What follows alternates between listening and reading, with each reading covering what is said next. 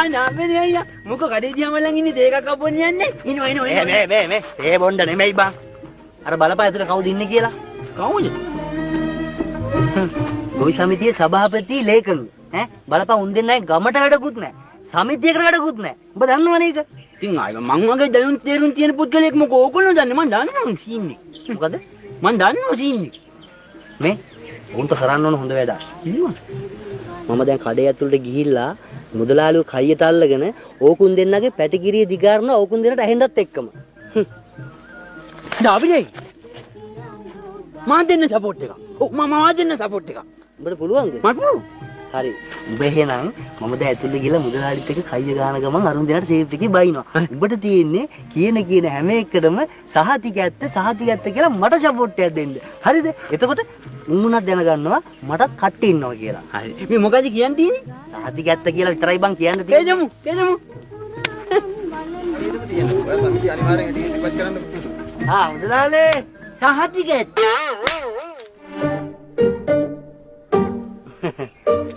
මුදලාලේ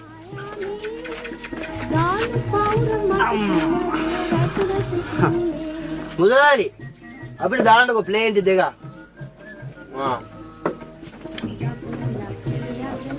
මුදලාලි මේ අපේ ගම්නම් ජීවිතේට දියුණු කරන්න හම්බෙන්නේ නැහැ. ඒ මොකයි ඔබ එහෙම කියන්නේ?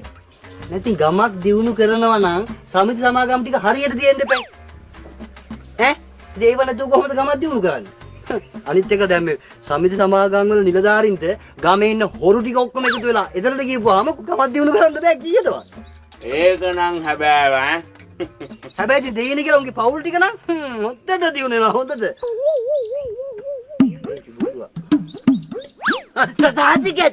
සාතිකැත්ත මූට තේරෙනවා. අනිත් උන්ට තේරෙන්නේ නැහැ උක. උඹ දැන් ඔය කාට වඩින්නද කියන්නේ?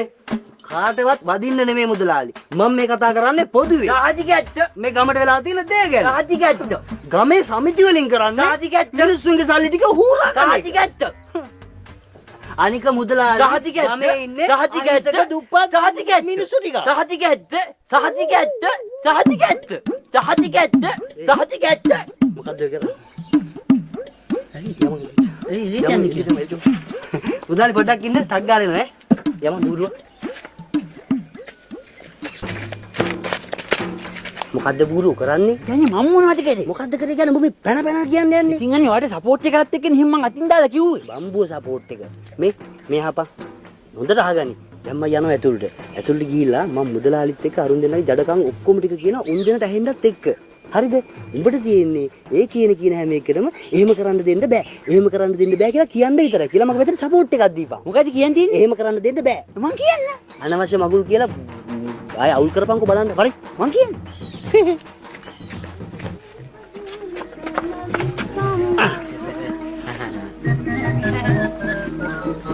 මම මේ කියා හිටියේ මුදලාලි ගමේ සමිති සමාගම් වලින් කිසිම දෙයක් ගමට වෙන්නේ නැහනේ. දැන් නිකමට ගන්නකො ගොවි සමිතිය. ගොවි සමිතිය ගැන කතා කරන මට පැහැදිලිවම අයිතියක් තියෙනවා. මොකද මම ගොවි සමිතියේ සමාජිකයෙක්. නැද්ද බං? මං ඕන මුදලාලි එකින් එක කියන්න. දැන් වැව හාරනවා කියා අවුරුදු ගාණක් කිව්වා. වැව හැරුවද? හැරුවේ නෑනේ. දැන් වැව හාරන්න පාසෙච්ච සල්ලි වලට මොකද උනේ? ගසා කාලා. එහෙම කරන්න දෙන්න බෑ. එහෙම කරන්න දෙන්න බෑ මුදලාලි. අනික මුදලාලි වැවේ තියෙන වතුර ටික හරියට දෙන්න ඕනේ. ඇල ඇරියොත් එම දවස් එකමාරයි. ආයෙ ඇල වහනවා. එහෙම කරන්න දෙන්න බෑ. අනික ඔය සමිතුල එකදිච්ච මුදල් ටික කෝ? කෝ? ඒවට වෙච්ච දෙයක් නෑ. එහෙම කරන්න දෙන්න බෑ. එහෙම කරන්න දෙන්න බෑ. අනික මුදලාලි අවුරුදු ගාණක් තිස්සේ ඉන්නේ එකම නිලධාරි ටිකනේ. එකම නිලධාරි. එහෙම කරන්න දෙන්න බෑ. මම නම් කියන්නේ මුදලාලි අලුතින් නිල වර්ණයක් තියලා අලුත් නිලධාරීන් ටිකක් පත් කරගන්න ඕනේ. එහෙම කරන්න දෙන්න බෑ. එහෙම කරන්න දෙන්න බෑ. එහෙම කරන්න බැරි නෑ. එහෙම කරන්න පුළුවන්. එහෙම කරන්න ඕනේ. අනික ඒ නිල වර්ණයට මම සභාපති හැටියට ඉදිරිපත් වෙනවා. අපිට පුළුවන් ඔය සභාපතිකම් කරන්න. එහෙම කරන්න දෙන්න බෑ. එහෙම කරන්න දෙන්න බෑ. බුරු සභාපති විදිහට ඉදිරිපත් වෙන්නේ මම. ඒක තමයි බෝලෝ කියන්නේ. එහෙම කරන්න දෙන්න බෑ. යමන් එළිය ඥානකට එකක් කන්න. ඥානකට දෙන්නකට යම. යම.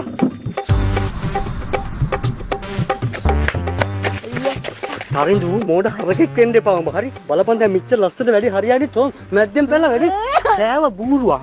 තෝය කරන්න කියපු දේ නේ මං කළේ. කරන්න කියපු දේ කරන්න යකෝ මෙහෙම වෙනවද බූරුවෝ? අනේ මොකද්ද කරන්න ඕනේ කියලා කියන්න වාරියට. මේ අහපන්. දැන් බැරි වෙලාවත් මම ගොවි සමිතියේ සභාපති වුණොත් මම කරන් දින්න වැට්ටි ගැන ඇතුළට ගිහලා කියනවා. උඹට තියෙන්නේ ඒ කියන හැම එකටම එහෙම වැඩක් කරනවා ඉතින් කරන් දින්නේ දාබරි අයියා තමයි. එහෙනම් මට සපෝට් එකක් දීපන්. අයියෝ දැන් නේ මට හරියට වැඩි තේරෙන්නේ. කලින් තෝ ඉජරි කිව්වනම් මම වැඩි කොල්ලා දිනවා ඉස්සරටම. හැබැයි මේ පාර තෝ වැඩ යනුවොත් නෑ. පා. වරින් බූරුවා.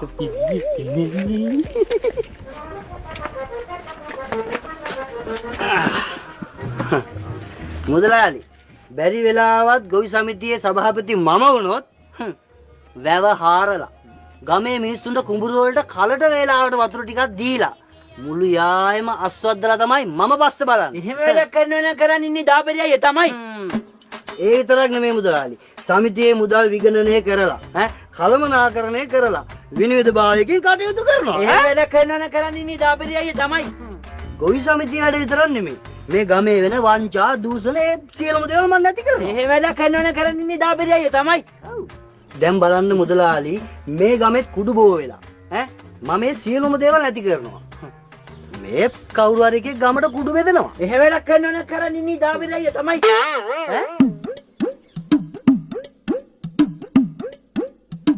අනික මුදලාලි රෑකට බඩදරු අම්මා කෙනෙක් ලෙඩෙක් ඉස්පිරිතාලෙට ගෙනියන්න වාහනයක් තියනවද කියන්නකෝ. වාහන තියෙන මිනිස්සුත් වාහන දෙන්නේ නැහැ. ඒ හින්දා මම ගන්නවා සමිති සල්ලි වලින් ත්‍රිවිල් කට්. එහෙම වැඩක් කරනවා නම් කරන් ඉන්නේ දාපරි අයියා තමයි. ඒකනේ. දැන් වැඩි ඕනේ නැහැ මුදලාලි. දැන් මේ දවස්වල සභාපති මහත්තයාගේ නෝනා ඉන්නෙත් බඩින්නේ. එහෙම වැඩක් කරනවා නම් කරන් ඉන්නේ දාපරි අයියා තමයි. මොකද යකතෝ කිව්වේ? ඔයාට පුළුවන් දැන් එච්චර හරියක් කරන්න. එහෙම වැඩක් කරනවා නම් කරන් ඉන්නේ අපේ රත්තරන් දාපරි අයියා තමයි. ඉතින් මට බලන්න සභාපතිතුමා මු කිව්ව බඩු කතාව. මොකද යකතෝ කිව්වේ?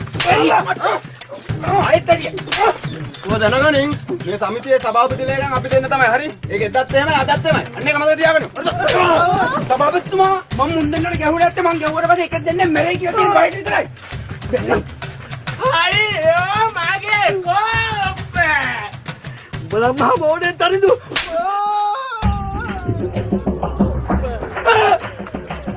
ඕ පිටිපා